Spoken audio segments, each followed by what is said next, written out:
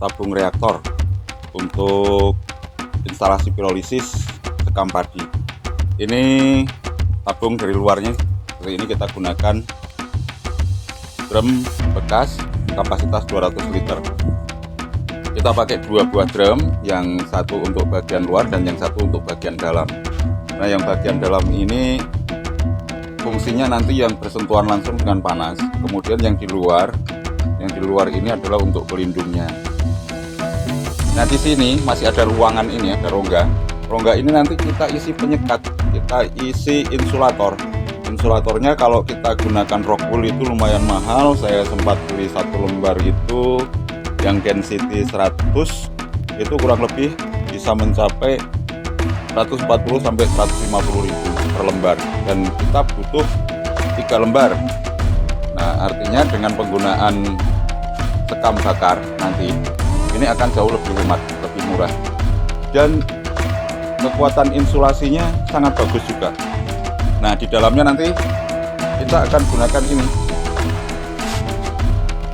pipa penyalur panasnya. Ini terdiri dari 4 buah pipa, supaya penyebaran panasnya lebih merata sehingga mampu mencapai sisi luar. Biasanya yang agak susah itu sisi luar sini karena jaraknya agak jauh dari jaraknya lebih jauh dari pusat panas.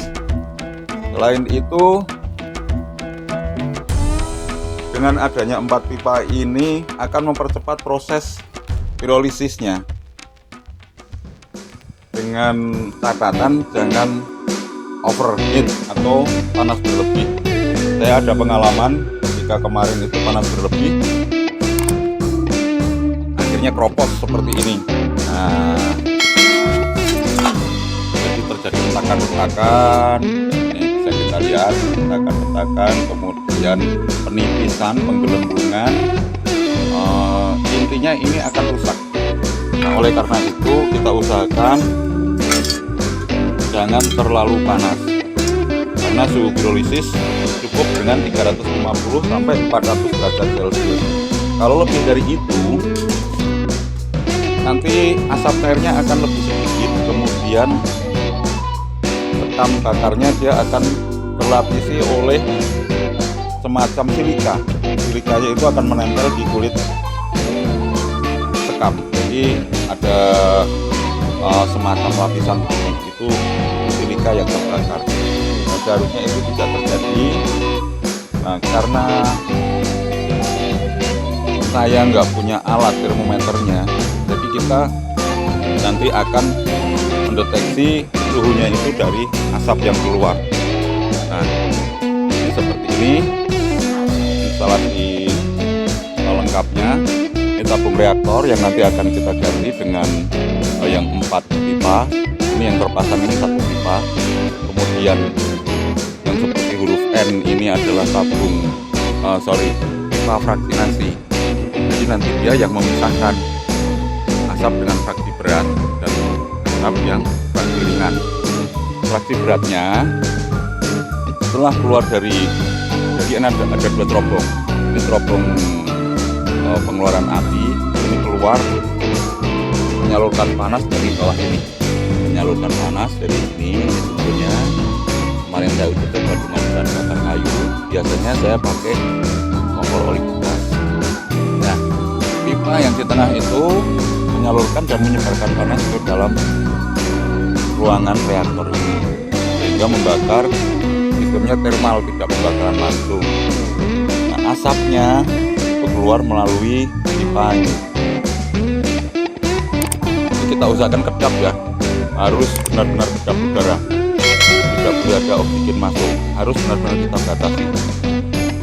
Nah, asap kembali ke asap, yang fraksi berat dia akan turun ke sini. Akan menetes dalam bentuk asap cair D3 yang masih mengandung tar. Kemudian yang ringan ini akan naik ke sana, kemudian terdorong masuk ke ruang kondensator. Nah, kondensasinya berlangsung di tabung ini. Setelah terkondensasi terjadi pengembunan, dia akan keluar melalui pipa ini, pipa kecil ini. Dia akan menjadi asap cair grade 2. Dia lebih bersih. Nah, ketika suhunya terlalu panas, nanti juga akan ada ikutan partikel yang masuk, terdorong, ikut, sehingga di sini akan kotor. Asap cair grade 2-nya ini akan kotor karena ada partikel-partikel ringan yang ikut terdorong karena suhu di dalam reaktor itu terlalu panas.